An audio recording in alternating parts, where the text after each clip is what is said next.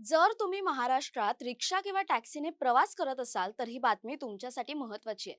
आणि जर तुम्ही स्वतः चालक असाल तर सावधान.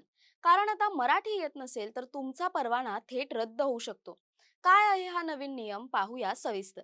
येत्या 1 मे म्हणजेच महाराष्ट्र दिनापासून राज्य सरकारने एक मोठा निर्णय घेतलाय.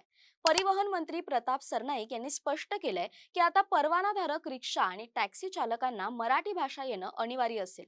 राज्यातील 59 प्रादेशिक आणि उपप्रादेशिक परिवहन कार्यालयांमार्फत आता विशेष तपासणी मोहीम राबवली जाईल. चालकांना मराठी लिहिता आणि वाचता येते का याची प्रत्यक्ष पडताळणी केली जाणार आहे. ज्या चालकांना मराठी भाषेचे ज्ञान नसेल त्यांचे परवाने थेट रद्द केले जातील.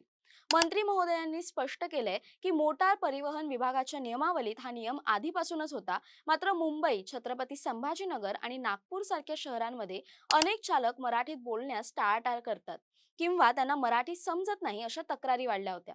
या निर्णयामागचं मुख्य कारण काय आहे तर भाजप आमदार नरेंद्र मेहता यांनी तक्रार केली होती की काही परप्रांतीय व्यक्तींनी बनावट कागदपत्रांच्या आधारे रिक्षा टॅक्सी परवाने मिळवलेत. या पार्श्वभूमीवर आता प्रशासनाने कंबर कसली. प्रताप सरनाईक यांनी कडक शब्दात बजावलंय की केवळ चालकांवरच नाही तर चुकीच्या पद्धतीने परवाना देणाऱ्या परिवहन अधिकाऱ्यांवरही आता कठोर कारवाई होणार आहे.